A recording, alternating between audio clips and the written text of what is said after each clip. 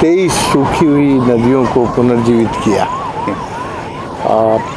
हम राजस्थान के उस रेगिस्तान में जहाँ पानी नहीं था, हमने अरवरी नदी, सरसा नदी, भगानी, रूपा रेल, जहाज वाली, साबी, महेश्वरा, इन नदियों को जो मर गई थी, सूख गई थी, उनको बारिश का पानी रोक के धरती के पेट को रिचार्ज करके वाटर लेवल ऊपर करके नदियों को शुद्ध सदा नीरा बनाया।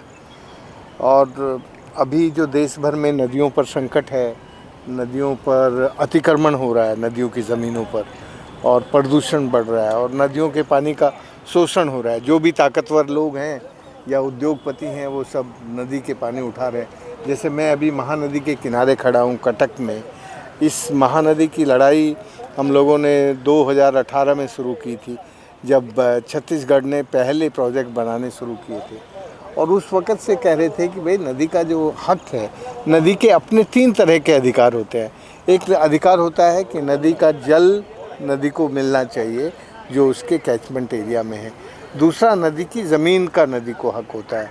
और तीसरा, नदी का जो प्रवाह है, पर्यावरणीय प्रवाह, वो उसमें हमेशा बना रहे।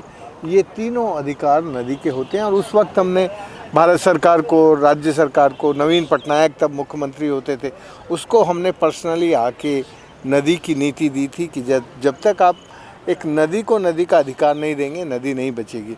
छत्तीसगढ़ ने तो खैर गलत किया ही, उसने तो बहुत सारे प्रोजेक्ट बना के पानी इसका रोक लिया।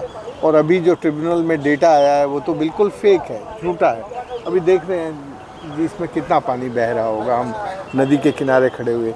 वो जो डेटा है वो ऐसा है जो जितना पूरी वर्षा के दिनों में जो पर्याप्त जल आता है उसको उन्होंने एवरेज में बता दिया है। तो इस तरह से किसी नदी का प्रवाह देखा नहीं जाता।